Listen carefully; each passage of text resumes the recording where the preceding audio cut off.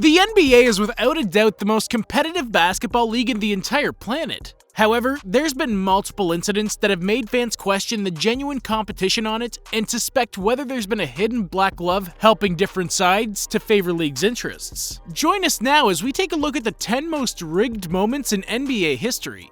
Number 10. The Knicks win the 1985 lottery. In probably the first infamous case of a potential rig in the NBA, the 1985 lottery is best remembered for the conspiracy theory surrounding the New York Knicks and their suspicious victory. Back in 1985, the league had a very different odds system than it does nowadays. Their solution to prevent tanking was give every team the same odds at the number 1 pick. And everybody wanted it more than ever that year, as Patrick Ewing headlined the draft class. Ewing was the most hyped-up center to come out of college since Kareem Abdul-Jabbar almost 2 decades prior, and rightfully so.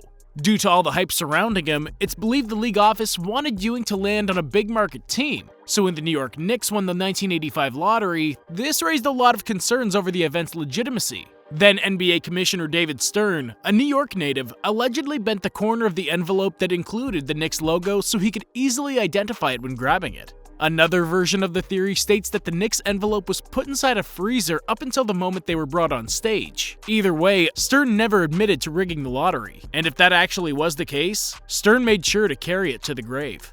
Number 9. The 2006 NBA Finals. According to multiple conspiracy theories, the NBA not only rigs league events like the lottery to make sure the outcome that's best for business always prevails, but they also fix games. This is something that's relatively easy to do if you crook your referees. In 2006, the league was reportedly interested in showcasing rising Miami Heat superstar Dwayne Wade, who was teaming up with Shaquille O'Neal. The league office apparently believed the 2006 finals were a great opportunity to elevate Wade's stock and continue to capitalize on O'Neal's big name, which is why, as the theory goes, the league instructed its officials to make sure the Heat won the series. This looked like a hard task after the Heat lost the series' first 2 games by double-digit margins. From there on, the Heat inexplicably won 4 straight games. After shooting 24 free throws in games 1 and 2 combined, Dwayne Wade went on to average 18.3 free throws per game in games 3 through 6. One of the most controversial calls of the series came late in game 6, when Wade was driving to the basket and elbowed Dirk Nowitzki in the face. Instead of Wade being issued an offensive foul, Nowitzki was called for a shooting foul and Wade went to the free throw line. The Mavericks got their revenge in the 2011 NBA Finals, but to this day, nobody has any clue how the Heat won 4 straight games in the 2006 series. Number 8. Draymond Green's suspension in the 2016 NBA Finals. Coming out of nowhere to win the 2014-15 NBA championship, the Golden State Warriors became the most unstoppable team in the NBA. And in the 2016 NBA Finals, they were once again meeting the Cleveland Cavaliers. Everybody was looking forward to a fully healthy Cavs squad matching up against the Warriors after Kyrie Irving and Kevin Love were sidelined in the previous year's finals due to injury. The Cavaliers were down 2-1 and were close to going 3-1 after Game 4. In that game, Draymond Green was 1 flagrant foul away from being suspended for 1 game per NBA playoff rules, something the Cavs knew well. In Game 4, LeBron James baited Green into drawing a flagrant foul by pushing him to the floor and stepping over him. Green, of course, took exception and answered by jabbing at LeBron's groin without making much contact. Nothing was called in the moment other than a double personal foul on James and Green. But the next day, the league office issued a flagrant foul to Green for a retaliatory swipe of his hand to the groin of James. It's pretty odd the league would take such action the day after the game had already ended and the Cavs went down 3-1. But as the story has it, the NBA wanted to protect their poster boy and give the Cavaliers a chance of snapping the city's 50-year-plus sports championship drought. And it worked, as the Cavs won 3 straight games and the 2016 NBA Finals. Many people believe the Warriors would have won the series 4-1 had Green not been suspended for Game 5. Number 7. Chris Paul's trade to the Lakers vetoed in 2011. Chris Paul was drafted by the then New Orleans Hornets in 2005, and it didn't take long for him to become one of the premier players in the league. But despite CP3 balling out, the Hornets weren't getting the results Paul or the team expected. And after multiple tries of making things work out in New Orleans, the front office started looking to trade Paul and get something good back, fearing he would leave in free agency. Paul's tenure in a Hornets uniform also coincided with the team heavily struggling on the financial side of things. The team was forced to play 2 seasons in Oklahoma City between 2005 and 2007 due to Hurricane Katrina destroying New Orleans, and they could never recover financially after the blow. Then owner George Shinn was unable to cover the team's losses by 2010 and looked to sell his franchise. Fearing a new ownership group would look to relocate the team, the NBA made sure they would keep control of the franchise by buying it themselves. That's how David Stern vetoed a 2011 3-team trade that would have sent Chris Paul to the Lakers. Stern, in representation of team ownership, vetoed the trade as he believed the Hornets were getting very little back in exchange for Paul. Hornets general manager Dell Demps apparently agreed to the deal without consulting the ownership group, that being the league office, and the trade fell apart. But just 4 days later, CP3 was officially traded to the Los Angeles Clippers. This move enraged Laker fans, who questioned why Stern wouldn't veto this trade as well. We'll never know, but watching a duo of Chris Paul and Kobe Bryant together would have been a thing of beauty.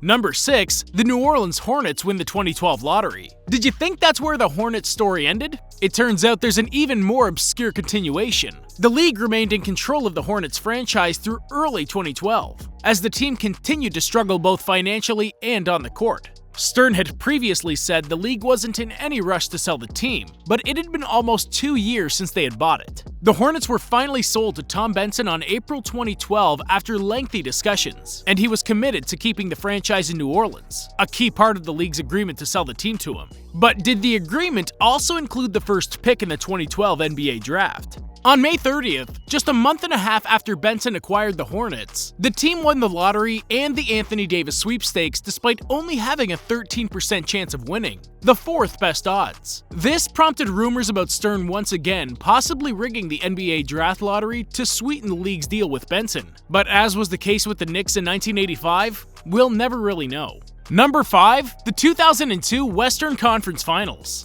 Another well-known case of the league apparently favoring big-market teams and players in a playoff series was on display in the 2002 Western Conference Finals. The Sacramento Kings were bringing the fight to the back-to-back champions, the Los Angeles Lakers, in 2002. Those Kings had an exciting core of Chris Webber, Peja Stojakovic, Mike Bibby, Vlade Divac, and Doug Christie that was close to the 2002 NBA Finals. It was Game 6, and the Kings had a 3-2 series lead, with the game tied at 75 entering into the 4th quarter. The Lakers shot a putrid 38.5% from the field in the 4th period, but were somehow awarded 27 free throws, compared to only 9 to the Kings. One of the more egregious calls featured a similar elbow to the face situation, with Kobe Bryant hitting Mike Bibby right in the face late in the game, yet Bibby still getting called for a shooting foul that allowed Bryant to hit the 2 game-winning free throws. The Lakers then won Game 7 in an overtime thriller that left Kings fans deflated and questioning whether the league office used crooked referees to ensure that Kobe, Shaq, and the Lakers won the series.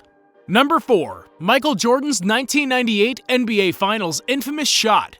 We've all heard about the shot. That's how the game-winning mid-range jumper by Michael Jordan in the 1998 NBA Finals is known by NBA fans. The shot is so famous because it gave the Bulls a 1-point win in Game 6, as well as their 3rd straight championship that represented the 2nd three-peat in franchise history and the 6th title in 8 seasons. But was this an instance of the league favoring their larger-than-life superstar Michael Jordan?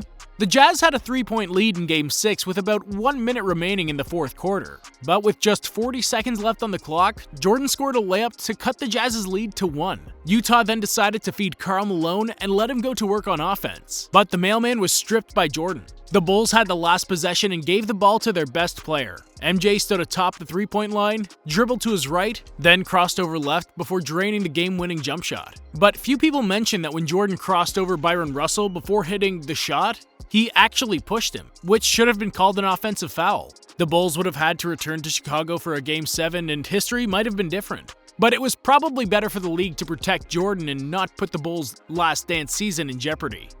Number 3, the Cleveland Cavaliers win the 2011 lottery. In another one of the most infamous lottery victories in the event's history, the Cavs were big winners in 2011. LeBron James had just taken his talents to South Beach 1 season earlier, and the Cavs went from Eastern Conference contenders to garbage in less than 1 year, finishing the 2010-11 season with a 19-63 record. They had previously acquired the LA Clippers' 2011 first-round pick and also had their own, which was projected to be a high pick given how bad they'd performed that season. The Cavaliers' own pick landed 4th. But the world was shocked when the Clippers pick, which belonged to the Cavs, won the lottery despite having just a 2.8% chance of converting into the number 1 pick. Many people believe such lottery success represented the league making up for James's exit to Miami, because it was nearly impossible for the Cavs to win the lottery that year. Number 2, the 1988 NBA Finals. You've heard this story before, a theory about the league favoring a big market team in a key playoff series. Add this to the fact the Detroit Pistons didn't have the best reputation around in the league. The Bad Boys Pistons, as they were called back in the day, were known for having a very physical style of basketball that relied on more grit and toughness than in superb skills. This was the total opposite to the Los Angeles Lakers, their rivals in the 1988 NBA Finals. It was a clash of styles, and reportedly, the league believed it was best for business for the Magic Johnson-led super team of the Lakers to remain on top. The Pistons held a 3-2 lead coming into Game 6 and were up by 1 point late in the championship-clinching matchup. But with 14 seconds left on the game clock, Bill Laimbeer was called for a foul on Kareem despite not even touching him. That gave the Lakers a chance to win the game, which they did, before winning Game 7 and the 1988 title. The Pistons still won back-to-back championships in 1989 and 1990, but many people believe Detroit was robbed of a glorious three-peat in favor of the fan-favorite Showtime Lakers. And number 1, Dikembe Mutombo confirms the NBA lottery is rigged? So, we've seen multiple instances in NBA lottery history that have made people question its legitimacy, right? Well, in 2016, Dikembe Mutombo might have secretly revealed that the lottery is indeed rigged. Hours before the 2016 NBA lottery, the legendary Mutombo sent out a tweet congratulating the Philadelphia 76ers on winning that year's first overall pick. He later apologized for the early congratulations, but this left many people wondering how Mutombo knew what would happen hours before the lottery was aired. Now, if we're being fair, the actual drawing of the ping pong balls and the lottery event does happen hours before the results air on TV. Also, the Sixers did have the worst record in the NBA and the best odds at the number 1 pick, so them winning isn't that big of a surprise. But still, how did Mutombo know the outcome when supposedly nobody outside the lottery room should know the results beforehand? That's probably one of the strongest arguments to support the fact that the NBA lottery is indeed rigged. Which one of these was the most evidently rigged moment? Let us know in the comments down below. And as always, don't forget to leave a like on the video and subscribe to the channel.